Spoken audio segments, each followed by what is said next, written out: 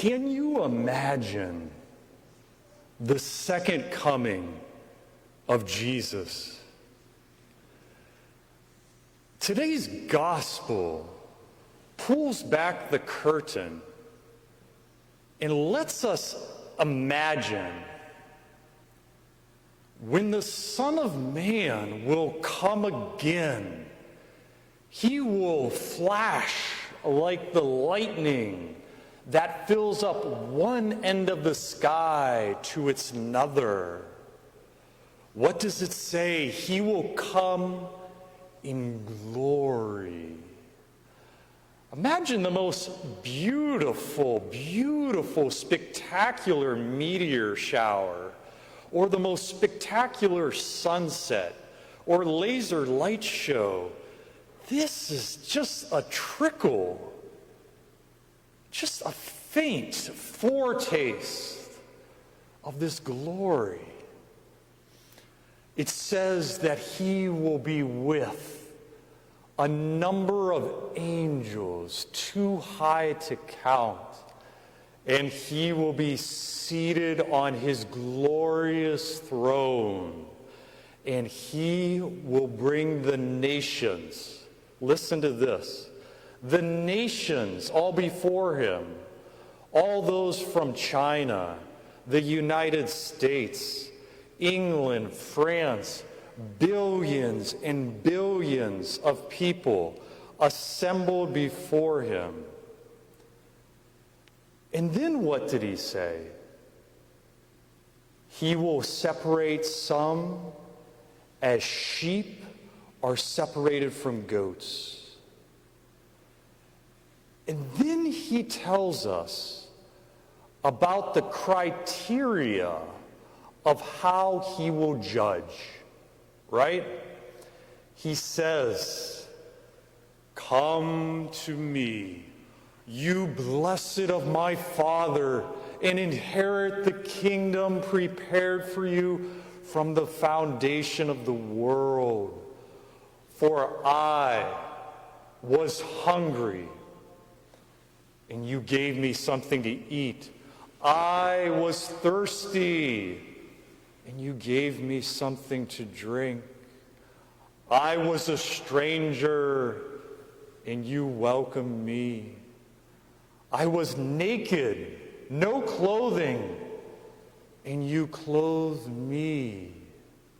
I was sick and ill, and you came to visit me. I was locked up in prison, and you bothered to visit me." And they were shocked. They said, When did we see you hungry, thirsty, a stranger, naked? When? And he said, "Whatever you did for the least, you did it to me." Christ is present among us in the poorest of the poor. But do we recognize him? Do we? Mother Teresa knew the challenge of connecting our head with our heart. You see, she put before every crucifix 2 words: "I thirst." Jesus is still thirsting today in those who are homeless, in hospitals, nursing homes, in our families, our friends. Jesus is pleading, "I thirst for love."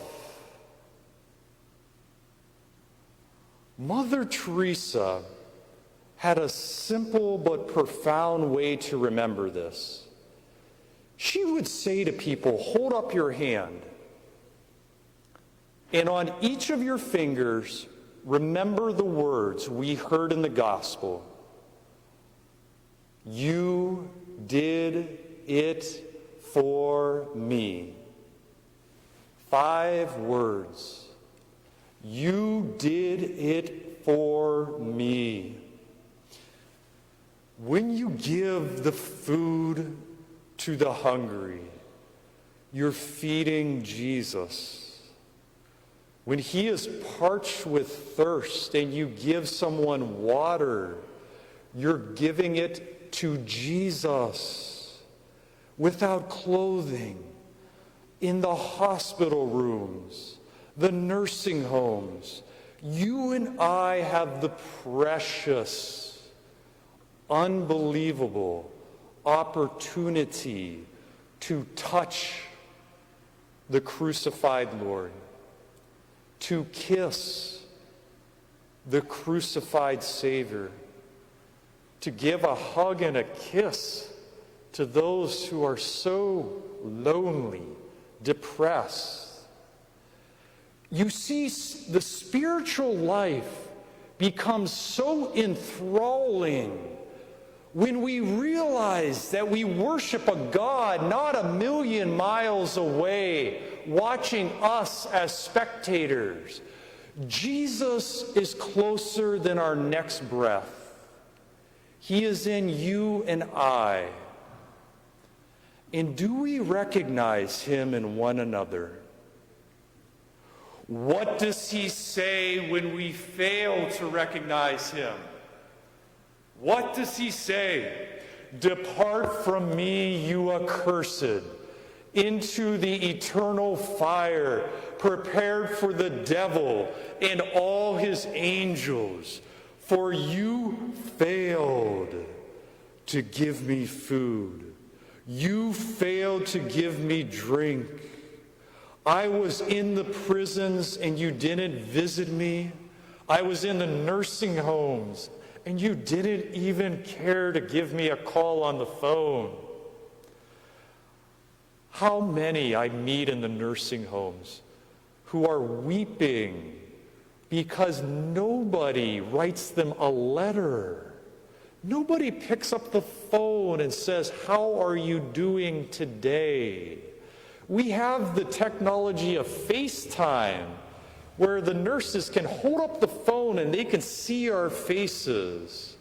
How many in prisons would love to receive a letter from us?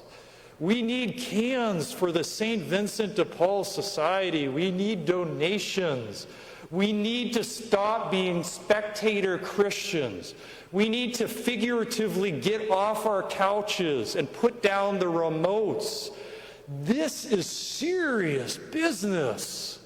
Because if you were in the nursing home, if I was in the prisons, if you were the one that everyone neglected, how incredible it would feel that that phone would ring, that we would open up a letter, and that somebody would care about us. Do you remember the Good Samaritan? Christ is likened to that Good Samaritan left by the road dead, and people just walking by him. When we fail to do God's will, it's like pushing him off the throne. It's like saying, "Jesus, step aside. I'm going to get on the throne and do my will." That's practically what it's like when we neglect the poor. He's telling us in the most plain, clear, unambiguous language, the hungry, the sick, the imprisoned, the ill, the naked. He's saying it so clearly. Are we going to be the spectator Christians that will let this world wither like a dead branch? Or are we going to harness our energy like Mother Teresa? Are we going to put next to our crucifixes, "I thirst, you did it to me," because you and I have this opportunity to love those who are most forgotten, those who are literally starving for attention. And when we do this, we're doing it to Jesus.